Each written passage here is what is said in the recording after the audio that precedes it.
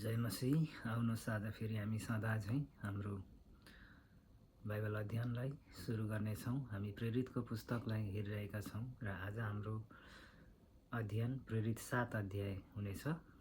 प्रेरित 7 अध्याय स्तेफनसको भाषण 1। तब प्रधान पुजारीले सोधे, के यी कुरा ठिक हुन्? 2। तिनले भने, दाजुभाइ र बुवा हो, सुन्नुहोस्। महिमाका परमेश्वरले हाम्रा पितामह अब्राहमलाई तिनी हरानमा बस्न अघि मेसोपोटामियामा छँदा दर्शन दिनुभएको थियो र तिनलाई भन्नुभएको थियो, तिमी आफ्नो देश र आफ्ना कुटुम्बबाट निस्केर जुन देश म तिमीलाई देखाउँछु त्यहाँ जाऊ। 4। तब तिनी कल्दीहरूको देशबाट निस्केर हरानमा आएर बसे र तिनको पिताको मृत्यु भएपछि परमेश्वरले तिनलाई त्यहाँबाट यस मुलुकमा सार्नुभयो जहाँ अहिले तपाईहरू बास गर्नुहुन्छ। 5।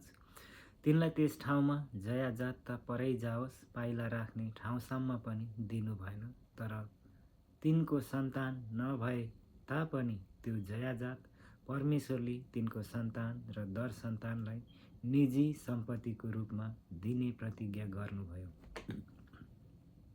6। परमेश्वरले यसरी भन्नुभयो, तेरो सन्तान अर्काको मुलुकमा गएर बस्नुपर्नेछ र उनीहरूले तिनीहरूलाई कमारा तुल्याएर 400 वर्षसम्म थिचोमिचो गरी राख्नेछन्। 7। परमेश्वरले भन्नुभयो, तर तिनीहरू जुन जातिका कमारा भएर बस्नेछन् त्यस जातिको इन्साफ म गर्नेछु। त्यसपछि तिनीहरू निस्किआएर यसै ठाउँमा मेरो आराधना गर्नेछन्। 8।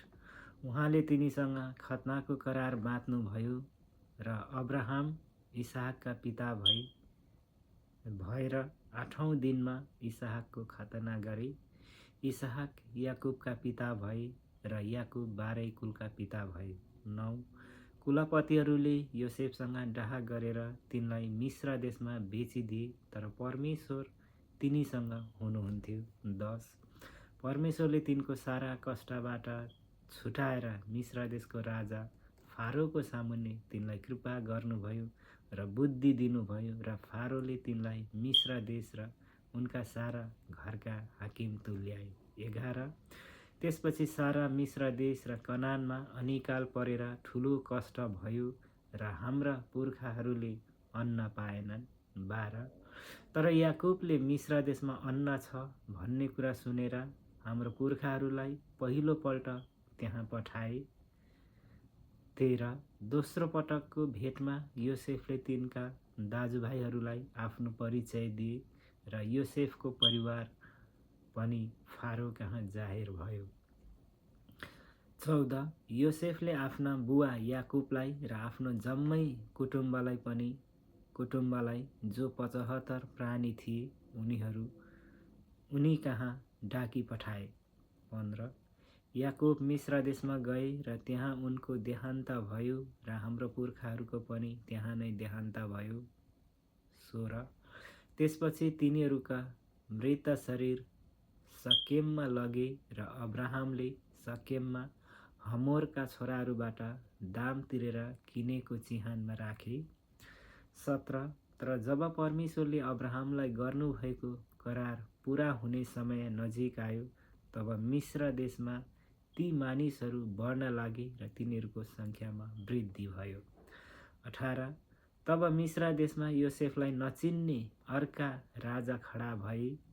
19। उनले हाम्रा जातिसँग द्रुतताको व्यवहार गरे र हाम्रा पुर्खाहरूलाई तिनका शिशुहरू बाहिर ल्याएर राख्न कर लाउँथे र यसरी भर्खर जन्मेका सबै शिशुहरू मर्थे। 20। यसै बेला मोसाको जन्म भयो। तिनी परमेश्वरको दृष्टिमा सुन्दर थिए। तिनी 3 महिनासम्म आफ्ना पिताको घरमा पालिए। तिनी बाहिर फालिएपछि फारोकी छोरीले तिनलाई उठाएर लगिन् र आफ्नै छोरा तुल्याएर पालिन्। 22।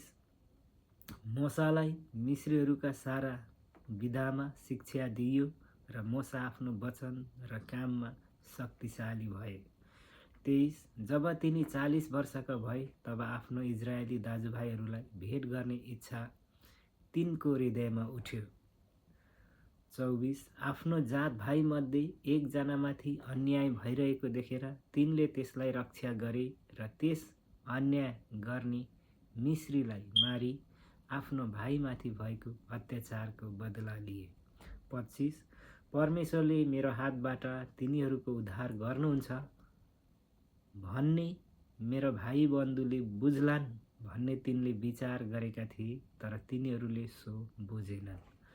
26 भोलिपल्ट तिनीहरू नै आपसमा झगडा गरिरहेका बेलामा तिनी आए र तिनीहरूलाई मिलाउने कोसिस गरेर भने, मानिस हौ, तिमीहरू त दाजुभाइ हौ, तब किन एउटाले अर्कालाई अन्याय गर्छौ। 27 तर आफ्नो छिमेकीमाथि अन्याय गर्नेले तिनलाई यसो भनेर घचेटिदियो, हामीमाथि हाकिम र न्यायकर्ता हुन तिमीलाई कसले नियुक्त गर्यो।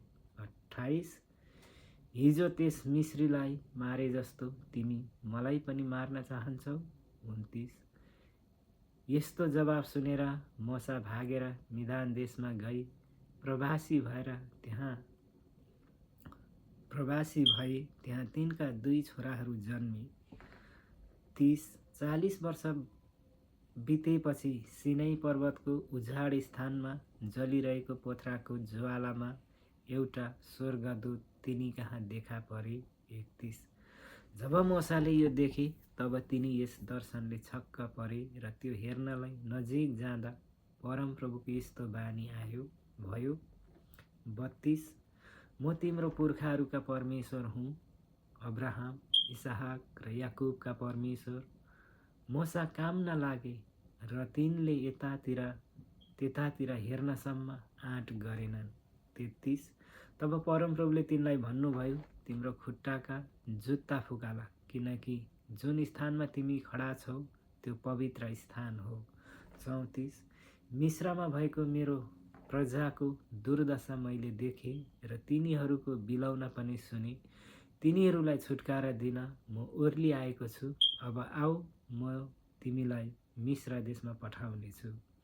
35 यही मोसा जसलाई तिनीहरूले कसले तिमीलाई हाकिम र न्यायकर्ता तुल्यायो भनेर इन्कार गरेका थिए, तिनलाई परमेश्वरले पोथ्रामा देखा पर्ने स्वर्गदूतद्वारा हाकिम र उद्धारकर्ता तुल्याएर पठाउनु भयो। 36 यिनै मानिसले मिस्र देशमा, लाल समुद्रमा र 40 वर्षभरि उजाड स्थानमा उद्योगका काम र चिन्हहरू गरिकन तिनीहरूलाई बाहिर ल्याए। 37 ती तिनै मोसा हुन् जसले इजरायलीहरूलाई भनेका थिए, परमेश्वरले मलाई खडा गर्नुभए जस्तै तिमीहरूका दाजुभाइहरू मध्येबाट तिमीहरूका निम्ति एकजना अगमवक्ता खडा गर्नुहुनेछ। 38 यी तिनै मोसा हुन् जो उजाड स्थानमा भएको समुदायमा स्वर्गदूतसँग थिए, जुन स्वर्गदूतले सिनै पर्वतमा र हाम्रो पुर्खाहरूसँग बोलेका थिए र तिनैले हामीलाई दिनको निम्ति जीवित बाणीहरू पाएका थिए। 39 हाम्रो पुर्खाहरूले तिनको आज्ञा पालन गर्न इन्कार गरे र तिनीहरूले तिनलाई पन्छाएर मिस्र देशमै फर्केर जाने मन गरे। 40 तिनीहरूले हारूनलाई यसो भने, हाम्रा अघि लाग्ने कोही देवताहरू हाम्रो निम्ति बनाइदिनुहोस्, किनकि हामीलाई मिस्र देशबाट निकालेर ल्याउने यी मोसालाई के कसो भयो हामी जान्दैनौँ। 41 ती दिनमा तिनीहरूले एउटा बाछाको मूर्ति बनाए र त्यसमा बलि पनि चढाए र आफ्नो हातको काममा खुसी मनाए। 42 तर परमेश्वरले तिनीहरूलाई तिरस्कार गर्नुभयो र तिनीहरूलाई आकाशका तारा मण्डलको उपासना गर्न छोडिदिनुभयो, जस्तो अगमवक्ताहरूका पुस्तकमा लेखिएको छ। इजरायलका मानिस हो, के तिमीहरूले 40 वर्षसम्म उजाड स्थानमा मलाई पशु बलि र भेटीहरू चढायौ।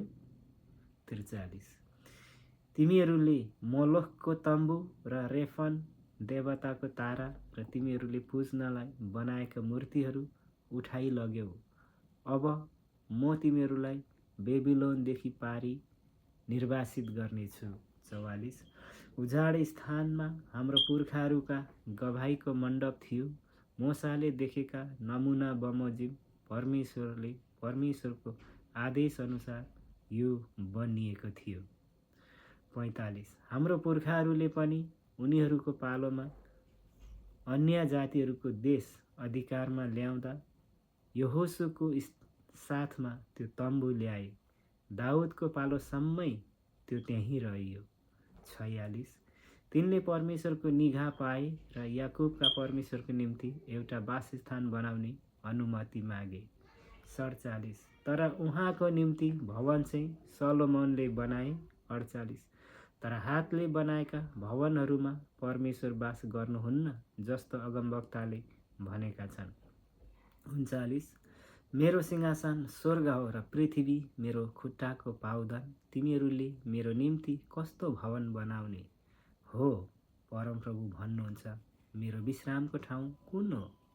50 के यी सबै थोक मेरै हातले बनाएका होइनन् र? 51 हे हठी मानिस हो, कठोर हृदय र बहिरा कान भएका हो, तपाईहरू सधैँ पवित्र आत्माको विरोध गर्नुहुन्छ। तपाईहरूका पुर्खाले जस्तो गरे तपाईहरू पनि त्यस्तै गर्नुहुन्छ। 52 अगमवक्ताहरूमध्ये कुन चाहिँलाई तपाईँहरूका पुर्खाहरूले सताएनन्? उनीहरूले धार्मिक जनको आगमन अघिबाटै घोषणा गर्नेहरू सबैको हत्या गरे। उहाँलाई तपाईँहरूले विश्वासघात गर्नुभयो र उहाँको हत्या गर्नुभयो। ती सबैलाई मारे जसले ती धार्मिक जनको आउने समाचार अगाडिदेखि नै सुनाएका थिए। अब तपाईँहरू चाहिँ उहाँकै विश्वासघातक र ज्यानमारा हुनुभएको छ। 53 स्वर्गदूतले सुम्पेको व्यवस्था तपाईँहरूले पाउनुभयो तर त्यसको पालना गर्नु भएन। स्तेफनसलाई ढुङ्गाले हानेर मारिएको। 54 जब तिनीहरूले यो कुरा सुने तब तिनीहरू क्रुद्ध भए र रिसले दारा किट्न लागे। 55 तर तिनले चाहिँ पवित्र आत्माले भरिपूर्ण भइकन स्वर्गतिर एकटक लाएर हेरे र परमेश्वरको महिमा र येशूलाई परमेश्वरको दाहिनेपट्टि उभिरहनु भएको देखे। 56 तिनले भने, हेर स्वर्ग उग्रेको म देख्छु र मानिसको पुत्रलाई परमेश्वरको दाहिनेपट्टि उभिरहनु भएको म देख्दछु। 57 तर तिनीहरू उच्च स्वरले कराई उठे र आफ्नो कान थुने र तिनीहरू एकसाथ तिनीमाथि झम्टे। 58 तिनीहरूले तिनलाई सहर बाहिर निकाली लगे र तिनीमाथि ढुङ्गा बर्साए र साक्षीहरूले आफ्ना वस्त्रहरू साउल नाउँ भएका एकजना युवकको खुट्टानिर राखे। 59 जसै तिनीहरूले स्तेफनसमाथि ढुङ्गा हानिरहेका थिए तिनले प्रार्थना गरे, हे प्रभु येशू मेरो आत्मालाई ग्रहण गर्नुहोस्। 60 तिनले घुँडा टेकेर ठुलो स्वरले कराएर भने, हे प्रभु यो पापको दोष यिनीहरूलाई नलागोस्। यति भनेर तिनले प्राण त्याग गरे। हस्त आज हामीले प्रेरितको पुस्तक 7 अध्यायलाई अध्ययन गरेका छौँ। यहाँहरू सबैलाई प्रभुले आशिष दिउन्। जय मसीह।